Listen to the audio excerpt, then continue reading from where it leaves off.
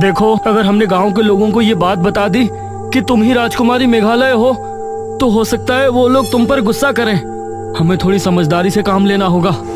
लेकिन हम कर क्या सकते हैं? कैसे पता करें कि पिताजी महाराज और मेघालय का आगे क्या हुआ? रुको, हमें महाराज और राजकुमारी मेघालय के बारे में तो पता है ना। अब बेरमपुर पुराण खत्म हो गया तो जरूरी नहीं कि बात की कहानी भी इतिहास से मिट गई हो। तुम कहना क्या चाहती हो इशिता? मेरा मतलब है कि हमें हिस्ट्री के प्रोफेसर नवीन से बात करनी चाहिए। उन्होंने इतिहास की हर तरह की अजीब से अजीब और पुरानी से पुरानी कथाओं घटनाओं के बारे में पढ़ने का शौक है। हो सकता है उन्होंने राजकुमारी मेघालय और महाराज विश्वजीत के बारे में भी पढ़ा हो। हाँ, सही कहा। हम लोग कल ही उनसे मिलने चलते हैं। अगली सुबह ये तीनों बिना किसी को बताए गांव से निकल गए। मेघना अनुज की बराबर में बैठी थी और इशिता पीछे थी।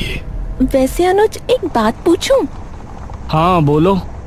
मैं तो मेघना की बेस्ट फ्रेंड हूँ, लेकिन तुम मेघना के लिए इतना क्यों फील कर रहे हो, जो उसकी हेल्प करने के लिए हमेशा तैयार रहते हो? इस पर मेघना ने इशिता की तरफ देखा। इशिता, मैं इस टाइम बहुत सीरियस हूँ। तुम प्लीज ऐसी कोई बात मत करो। मुझे अपने ऊपर इतनी गिल्टी फील हो रही है कि मैं ही जानती हूँ। बेरमपुर से 2 घंटे का सफर तय करके ये सभी प्रोफेसर नवीन के घर पहुंचे।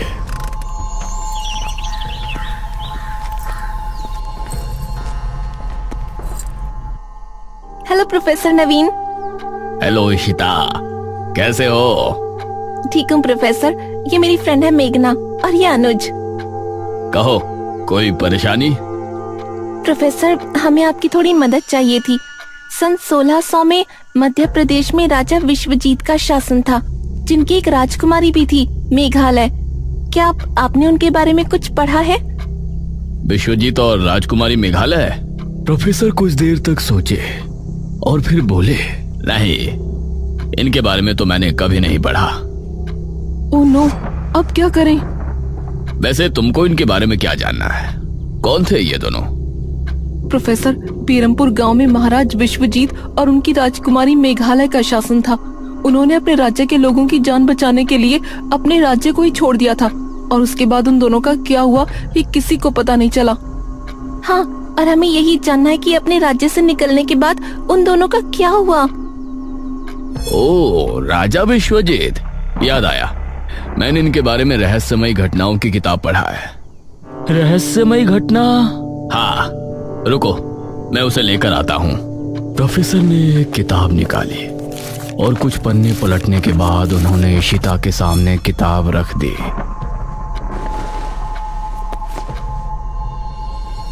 सन 1600 में जनकपुरी में एक अधेड़ उम्र का आदमी पहुंचा और वो एक सेठ के यहाँ काम करने लगा। सेठ ये देखकर हैरान था कि उस आदमी का चाल चलन, बोलने का तरीका, उठने बैठने, खाने पीने का अंदाज बिल्कुल राजा महाराजाओं वाला था। लेकिन पूछने पर वो बताता था कि वो एक मजदूर का बेटा है और अब अनाथ है। लेकिन इसके बावजूद किसी को उसकी बात पर भरोसा नहीं था। रात को सोते समय वो बार बार राजकुमारी मेघालय का नाम पुकारा करता था। धीरे धीरे उसकी तबीयत बहुत खराब होने लगी और उसके माथे पर हमेशा चिंता की लकीरें नजर आती थीं। कुछ ही महीनों में उसकी हालत बहुत बुरी हो गई और वो मरने के कगार पर आ गया। उसकी आखिरी ख्वाहिश भी बड़ी अजीब थी। उसने कहा कि उसे मरने के बाद उसका अंतिम संस्कार न किया जाए, बल्कि उसकी लाश को बेरमपुर गांव पहुंचा दिया जाए। लेकिन उस समय जनकपुर और बेरमपुर के बीच कहासुनी चल रही थी, इसलिए उस सेठ ने उसकी लाश को ताबूत में बंद किया और उसे जनकपुरी के जंगल की गुफा में रखवा दिया। यह सुनकर मेघना की आंखों में हल्के से अश्क नजर आए। मतलब उन्होंने मरते मरते भी अपनी प्रजा की सोची? मतलब? आपका बहुत बहुत शुक्रिया प्रोफेसर, आपकी वजह से हमारी बहुत हेल्प हुई है। You are welcome. ये तीनों प्रोफेसर से विदा लेकर वहां से निकले। अब हमें जनकपुरी जाना है और उस गुफा के अंदर उस ताबूत को खोज निकालना है। लेकिन इतने सालों बाद उनकी लाश हमें मिलेगी भी कि नहीं? वो तो वहां जाकर ही पता चलेगा। ये तीनों अब वापस से बेरमपुर पहुंचे। अनुज, इशिता, मेघना। हाँ पिताजी। तुम तीनों कहाँ से आ रहे हो? वो पिताजी, ये सब देखने जानने के बाद हम तीनों को काफी डर लग रहा था, तो हमने सोचा थोड़ा घूम कर आते हैं। ठीक है, लेकिन अभी भी निशिर मोलो से हम आजाद नहीं हैं। रात में कोई कहीं नहीं जाएगा, ठीक है? जी पिताजी। ये तीनों घर के अंदर पहुंचे और अनुज इनके साथ कमरे में गया। हम लोग शाम को 5 बजे यहाँ से निकलेंगे, ठीक है? लेकिन किसी ने देख लिया तो? कोई नहीं देखेगा। हम वहाँ जाएंगे, महाराज विश्वजीत की लाश ढूंढेंगे और उसे लाकर खंडहर में रख देंगे। बाकी का प्लान बाद में करेंगे। ये क्या बातें कर रहे हो तुम तीनों? मुखिया की आवाज सुनकर ये तीनों चौंक पड़े। उस समय मुखिया के साथ तांत्रिक महाराज और ठकुराइन ने भी इनकी बातें सुन ली थी। अब पिताजी, वो क्या अनुज बेटा, जो भी बात है ठीक से बताओ। महाराज विश्वजीत के बारे में तुम क्या बोल रहे थे? निशिर मोलो इसीलिए गांव में घूम रहे हैं क्योंकि उनको महाराज विश्वजीत की लाश चाहिए। उनकी लाश जनकपुरी के जंगल की गुफा में रखी है। लेकिन तुमको ये सब कैसे पता? और जैसा कि राजकुमारी मेघालय ने तय किया था कि निशिर मोलो जब ही जाएंगे जब राजकुमारी के कदम बेरमपुर की जमीन पर पड़ेंगे, तो ऐसा कैसे हुआ? इस पर मेघना ने एक कदम आगे बढ़ाया। क्योंकि राजकुमारी यहाँ आ चुकी है। कौन? मैं, मेघना। पिछले जन्म में राजकुमारी मेघालय मैं ही थी। यह सुनकर सभी की हैरानी का कोई ठिकाना नहीं रहा। मुखिया का मुंह खुला का खुला रह गया। ये तुम क्या कह रही हो? हाँ, जब से हम यहाँ आए हैं तभी से वो वापस आए हैं। और वो चाबी जिस तक पहुँचने में हमने आप लोगों की मदद की थी, उसके बारे में भी हमें हमारे सपने में पता चला था, जिसमें हमने हमारे पिछले जन्म के बारे में बहुत कुछ देखा था। जो भी हमने सपने में देखा वो सभी राजमहल में मौजूद है। मेघना की बातें सुनकर इन सभी को अब यकीन हो गया था कि वही राजकुमारी मेघालय है। तो मेघना बेटा, जनकपुरी में हम भी तुम्हारे साथ चलते हैं। उस ताबूत को ढूंढने में हम सभी को मेहनत करनी होगी। यह सुनकर अब इन तीनों की हिम्मत बंध गई थी। अब मुखिया ने भी अपनी गाड़ी निकाली और ये सभी जनकपुर के जंगल की तरफ चल दिए।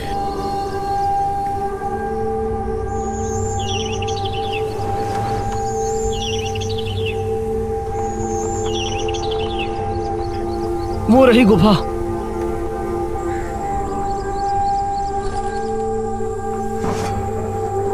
उन्होंने टॉर्च निकाली और फिर गुफा के अंदर रवाना हो गए।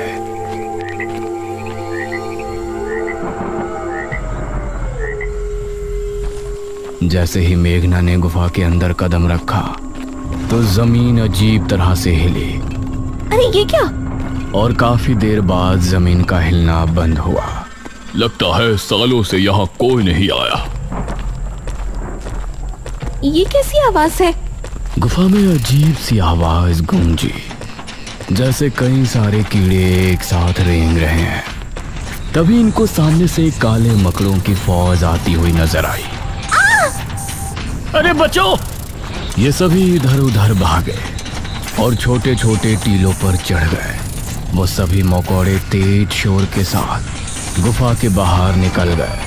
हमें बहुत संभल के चलना होगा।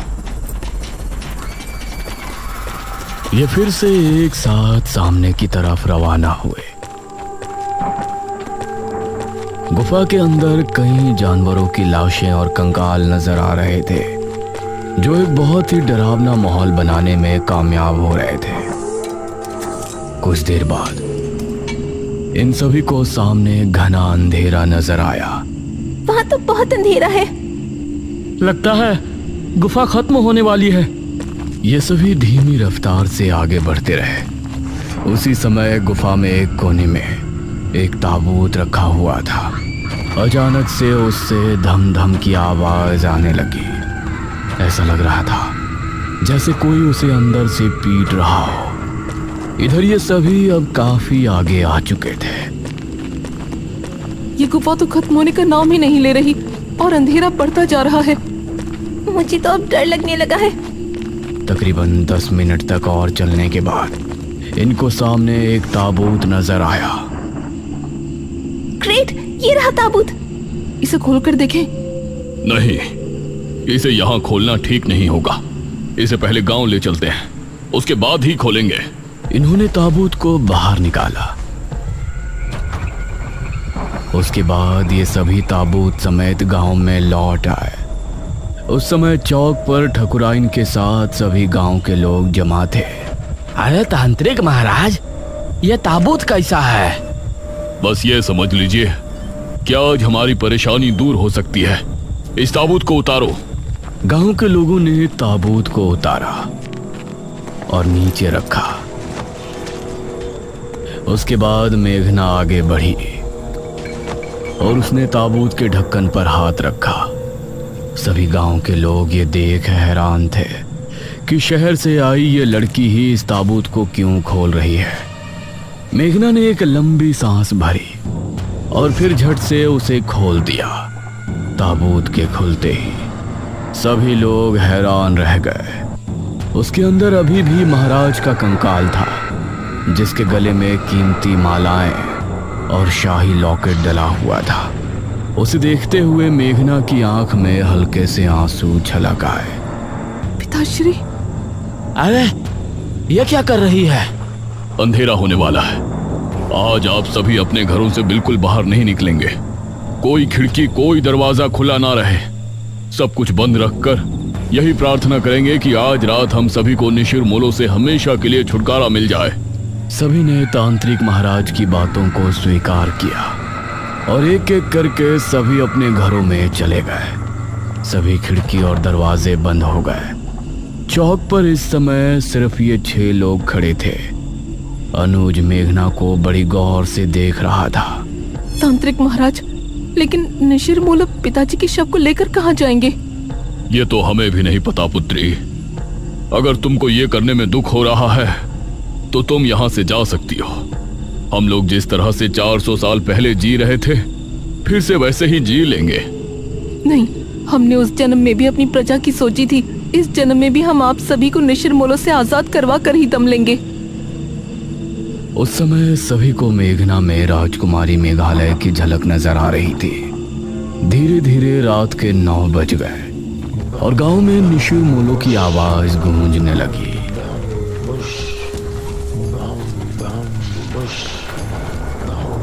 उनकी आवाज सुनकर अपने घरों में बैठे सभी गांव के लोग डर गए और सभी हाथ जोड़कर निशिर मोलो से बचने के लिए प्रार्थना करने लगे। वो अपने भारी कदमों के साथ आगे बढ़ रहे थे और तलाश में थे कि उन्हें कोई नजर आए और वो कब उसे उठाकर साथ ले जाए। मेघना कुएं के पास खड़ी थी। अब मुखिया और बाकी सभी कोठी के अंदर बैठे मेघना को देख रहे थे। तांत्रिक महाराज, निशिर मोलो मेघना को साथ तो नहीं ले जाएंगे ना? नहीं बेटा, ऐसा मत बोलो।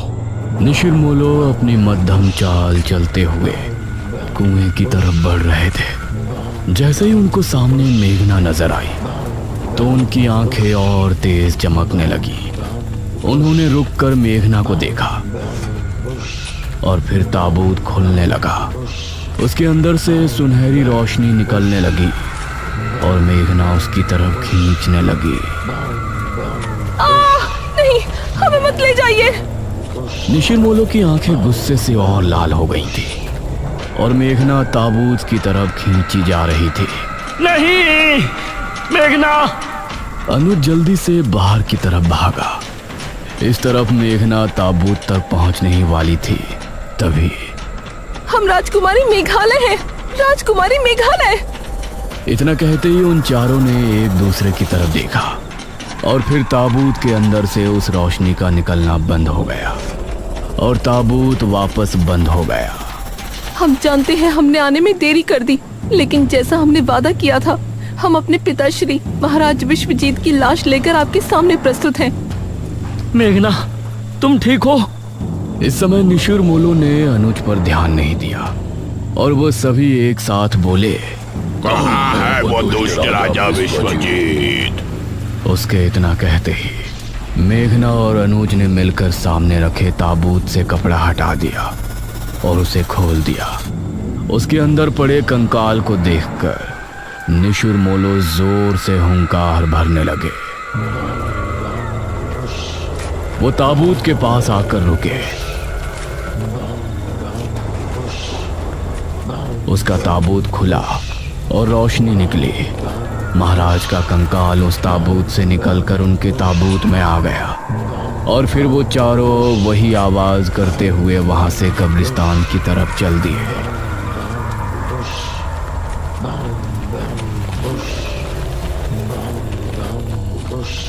उनके जाते ही बाकी सभी लोग भी कोठी से बाहर आ गए। मेघना तो ठीक है? हाँ। बेटी, हम तुम्हारा धन्यवाद किस मुंह से करें, कुछ भी समझ में नहीं आ रहा। मुझे खुशी है कि जो परेशानी मेरे कदम रखने की वजह से गांव में आई थी, मैंने उसको आप सभी की मदद से दूर कर दिया है। उसके बाद मेघना ने अनुज की तरफ देखा और मुस्कुरा दी। अनुज ने भी मेघना को स्माइल पास की।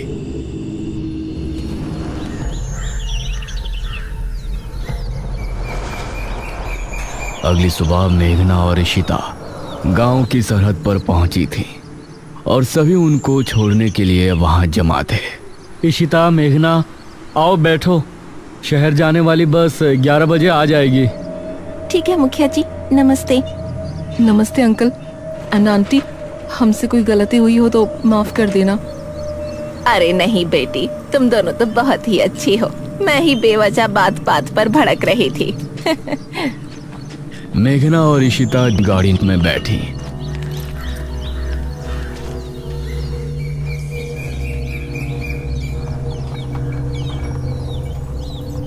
अनुज, निशिरमोलो जब हमें ले जा रहे थे तो तुम बिना कुछ सोचे क्यों बाहर भाग आए? वो तुमको साथ ले जाते तो? अरे, तुमको मुसीबत में देखकर मैं अंदर कैसे बैठा रह सकता था? हाँ, इसकी तो अंदर ही अंदर कुल्फी जम रही थी। तांत्रिक महाराज, निशिरमोलो मेघना को साथ तो नहीं ले जाएंगे ना? बस बस, इतना भी मत हंसो। अनुज ने मेघना और इशिता को बस में बैठाया और जब तक बस आगे नहीं बढ़ी वो वहीं खड़ा उन्हें देखता रहा। मेघना भी खिड़की से तब तक उसे देखती रही जब तक वो बस स्टॉप से आगे नहीं निकल आए। काश ये गांव में जल्दी वापस आए। वैसे राजकुमारी मेघालय, आपने मृत्युंजय अमृत का सैंपल इसीलिए लिया है ना कि गांव में वापस जल्दी आ सको? इस पर मेघना मुस्कुराई। अवश्य आएंगे सखी।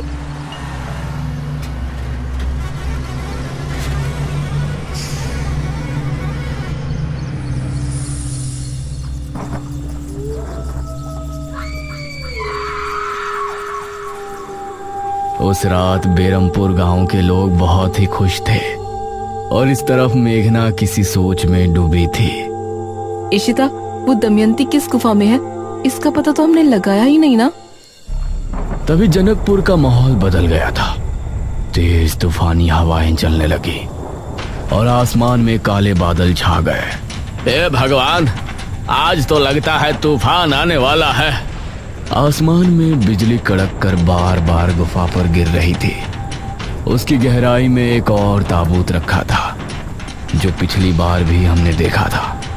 उसके अंदर से धम धम की आवाज हुई और फिर उसका ढक्कन खुल गया। धीरे से उसके अंदर से दमयंती बाहर आई। उसके चेहरे पर अजीब सी मुस्कान थी।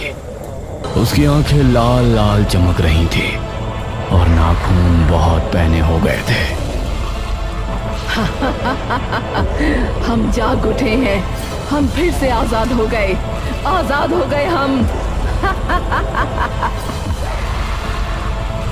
वो भयानक अंदाज में हंसती हुई गुफा से बाहर की ओर बढ़ गई। उसके चेहरे पर एक रहस्यमय मुस्कान थी जो आने वाले खतरे की तरफ इशारा कर रही थी।